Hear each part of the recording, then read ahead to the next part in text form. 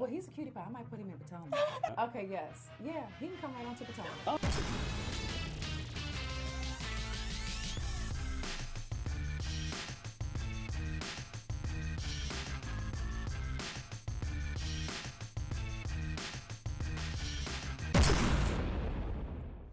What's up, guys? It's your boy Richie Sky. We are back with another video, and as you guys can see, we're still here with my special guest for the week. Her name is KNOXX. Say hi to the people, Riley. Hello, everyone. I said say hi to the people.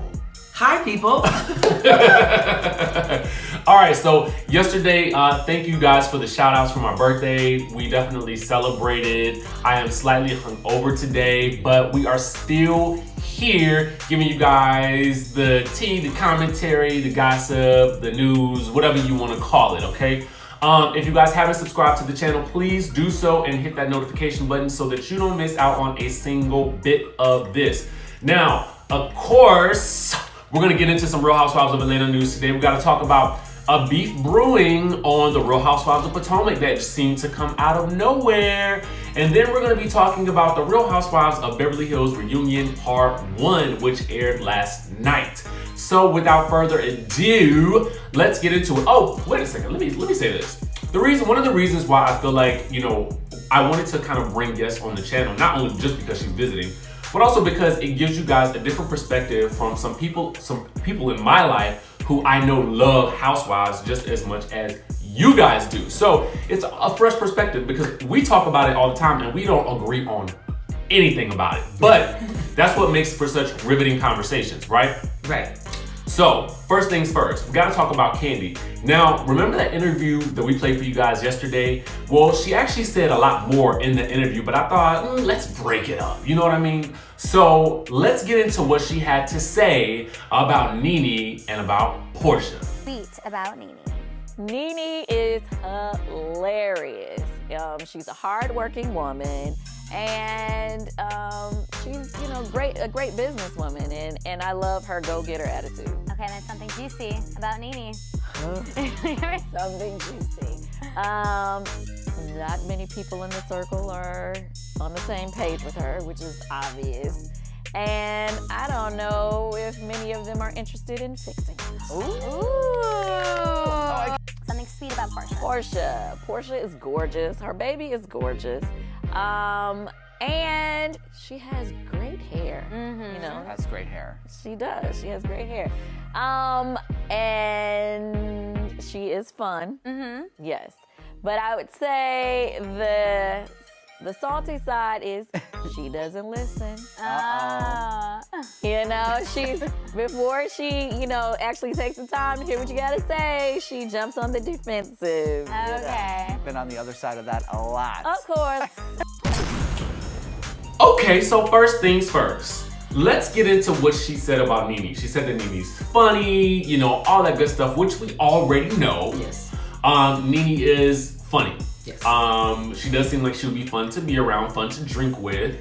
What do you think about this whole situation with Kandi saying that, she's not getting along with the girls right now, and most of them don't even seem to want to resolve it? It's funny because I think at the reunion, it was different where everybody wanted to resolve things with Nene, but Nene was not having it. Yeah. And I think Nene thought that they would probably be like, up her butt like the whole time, wanting to try to resolve it. And now the tables have turned. It's like they don't care anymore. But that kind of happens sometimes when you not over something, and then after a while you think the people are not going to be over it or then they get over it. You know what I mean? Like I think she thought they were going to beg her for their friendship, and they're like, okay, we're over it now. So what are you going to do now?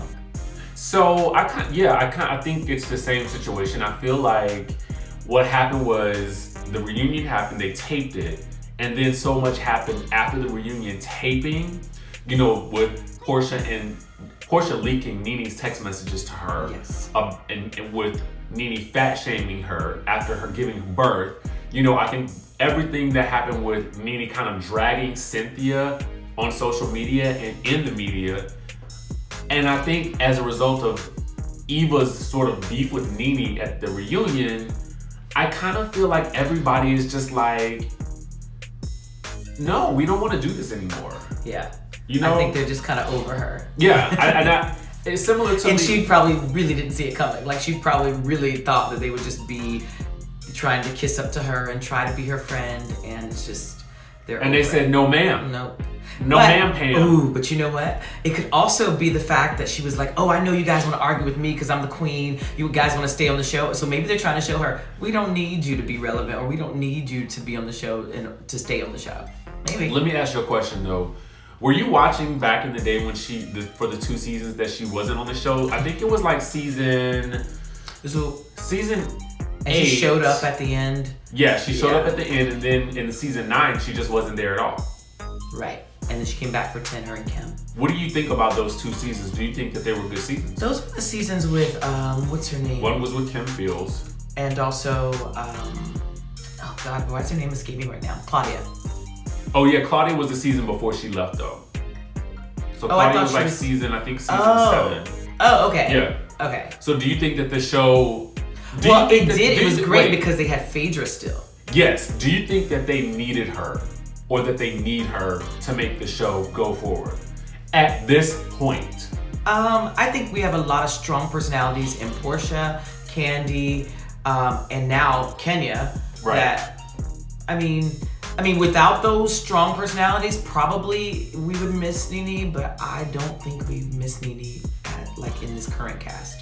And now we also got Eva too, so.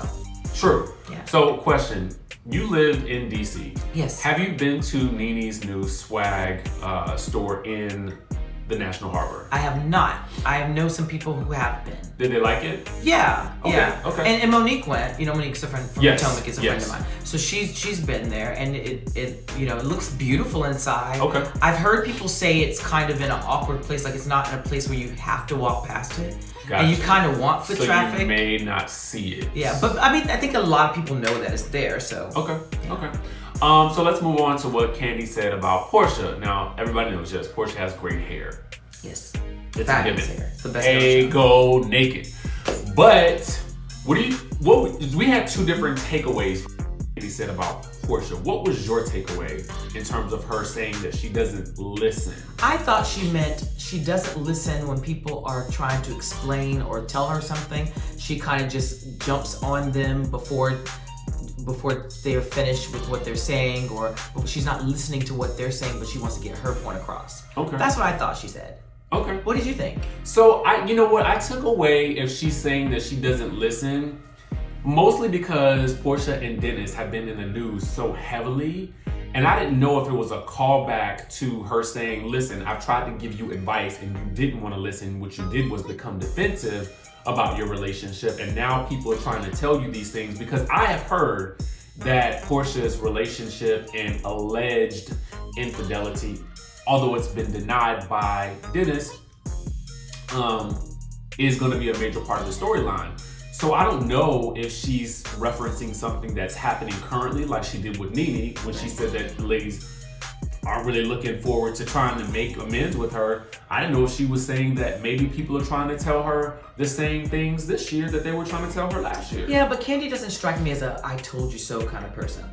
And not only that, I think because she and Porsha are on a great path, and they, I don't think she's trying to go back there. Yeah. Like, you know what I mean? Like, because that's what they went through last season, where it was like she's trying to tell her stuff and she had to apologize. Like, you know what? The same thing happened to me when I was dating Todd. So yeah, I don't think she's really trying to go there again with Porsha. I hope not, because I think the last thing you want to do is hear "I told you so" when you're going through something with, situation. And I really just don't get that from Kandi, like I told you so kind of vibe, but we could be wrong. I mean, I guess we just have to wait and see, but that's my prediction. I don't know. All right. I mean, I definitely don't want to see them at odds again ever in my life, because I feel like that beef was like 3-4 seasons long at this point, and we are all over it.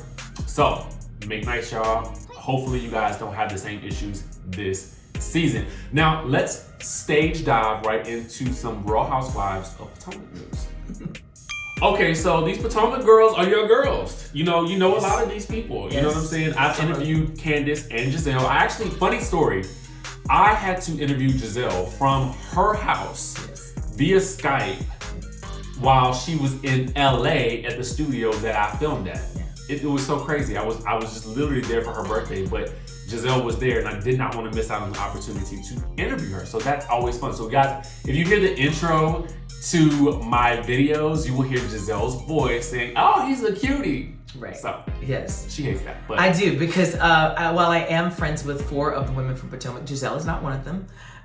So yeah, I'm friends with Monique's one of my best friends with Candace, and also Karen, and I'm friendly with Ashley. So well, Ashley is just who we're about to talk about.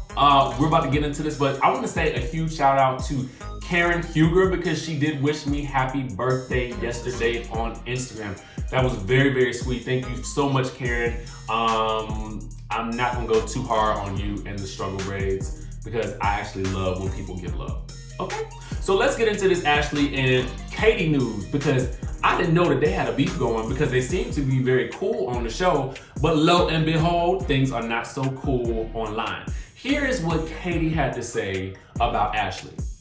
She says, "I just watched a video on Bravo TV. Guess it was one of those after show breakdowns on Real Housewives of Potomac. Anyway, Ashley Darby was sitting there, feet up, talking ish about my magnificent property, Sunny Hill Farm.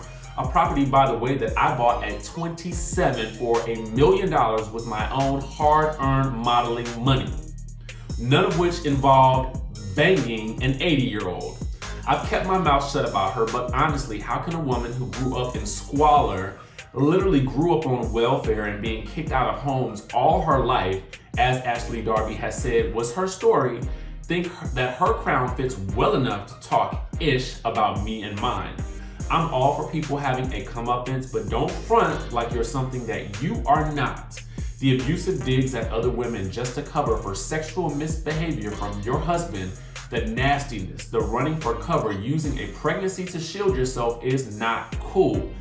Ew. People who know how vicious her mouth and behavior are know it's not cool. Watch your mouth, girl." Okay. In response, now this is also, Ashley responded, but she also was responding to some of the things that Candace had to say after their fight episode aired and after Ashley gave birth. So remember, there was a lot of things that Candace was tweeting. I think she might have called her a roach, and all sorts of such shenanigans.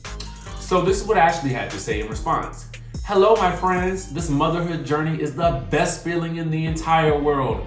I have stepped out of my peace bubble to say I will spare no one at this reunion. Mail order cooch Katie and hamster face Candace will hear what I have to say then." okay, so it sounds like What it sound like? What it sound like? it sounds like Sounds like some mess. Well, it's so funny because currently on the show, Katie's not like feuding with anybody. Katie seems very kind of like nonchalant, kind of free spirit, and just kind of go with the flow, kind of Katie. And which is not what we've been used to in past seasons when she was a cast member.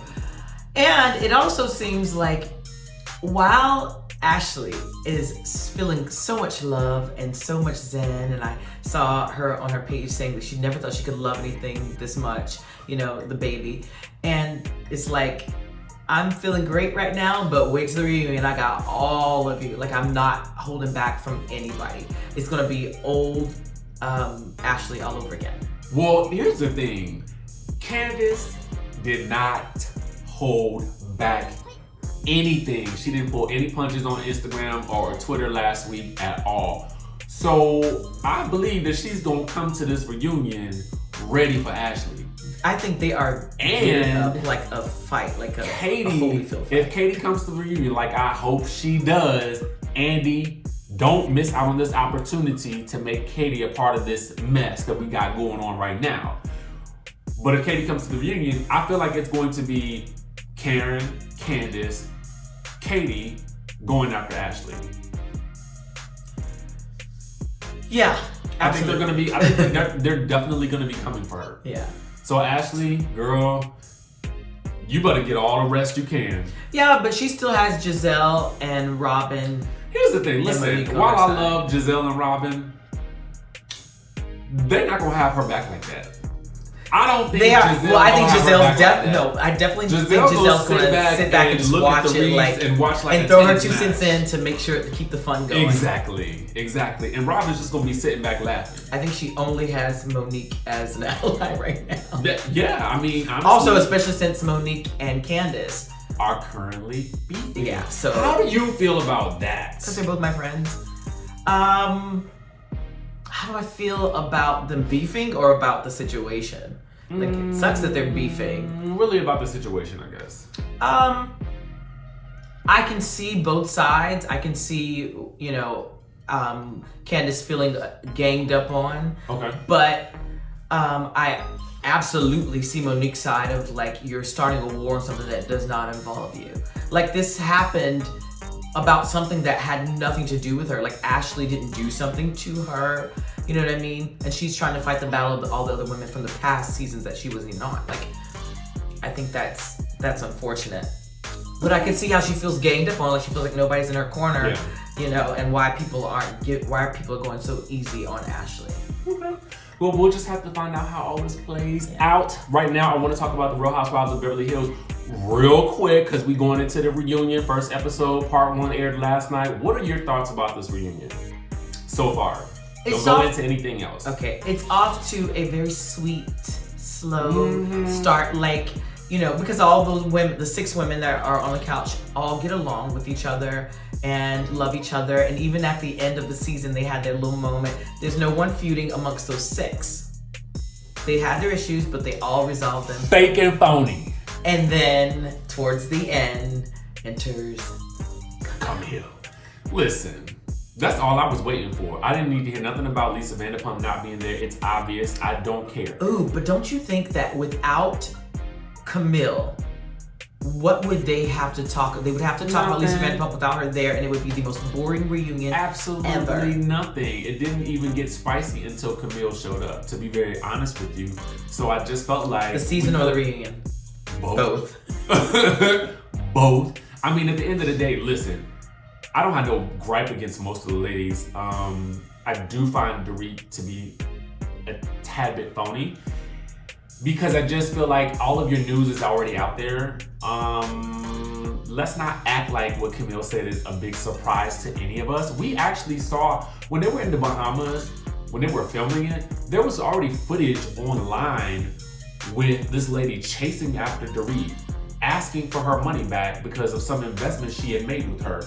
Why this did not air, I don't know, because it was a huge scene and everybody saw it online. So were the cameras there? The cameras were there. This chick is chasing her around the pool in the Bahamas.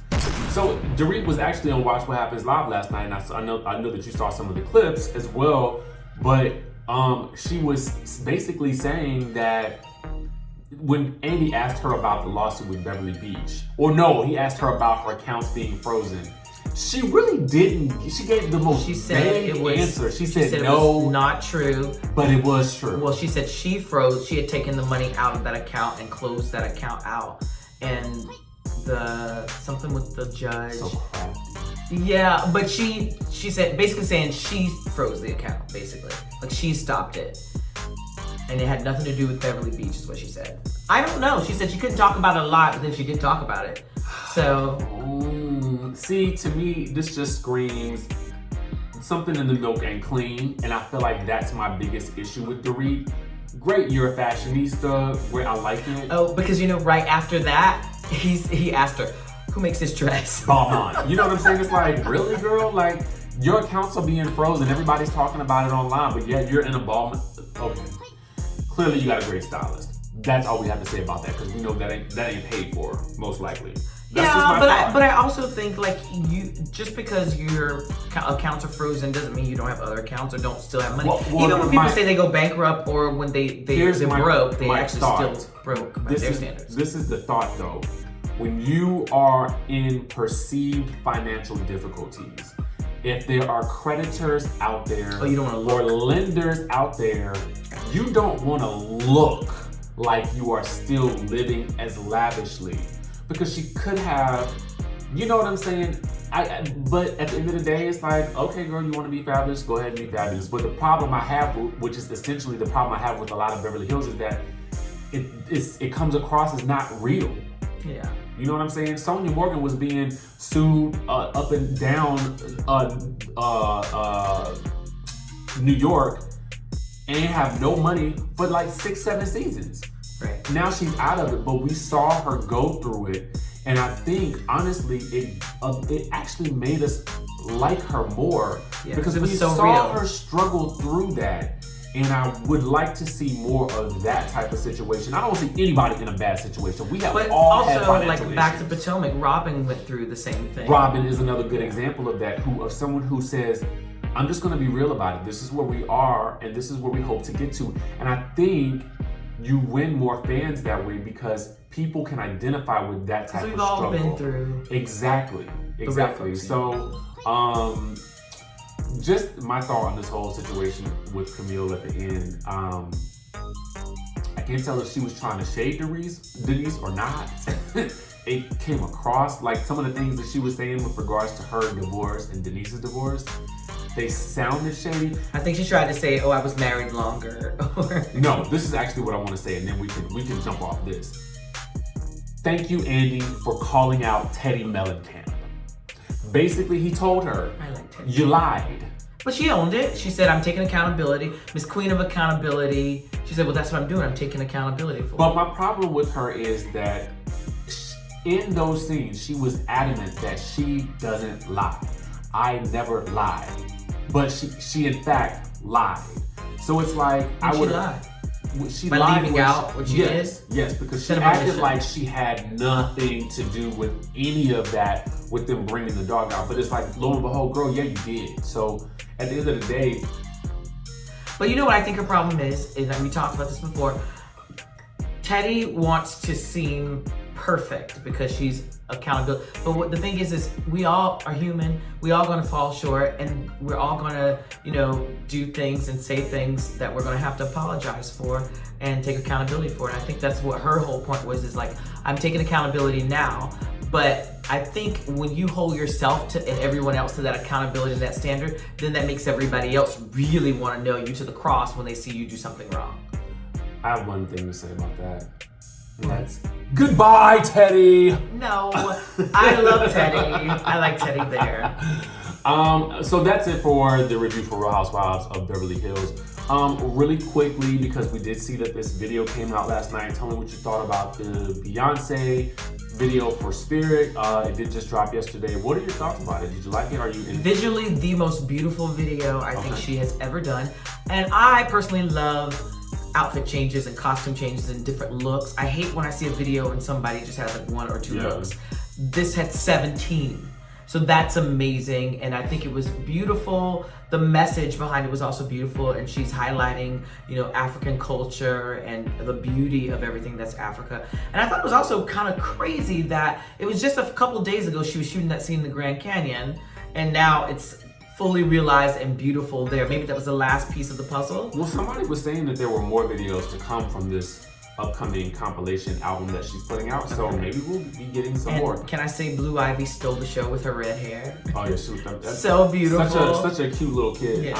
And she has a song on the album, so that's Blue Ivy's gonna she has a song on the album. Now the video was very no, I don't, and I said this earlier that it reminds me of a lot of stuff that Solange does. And a lot of people said that. Actually, it kind of harkens back to some of the things that I felt like Beyonce's done already with Lemonade.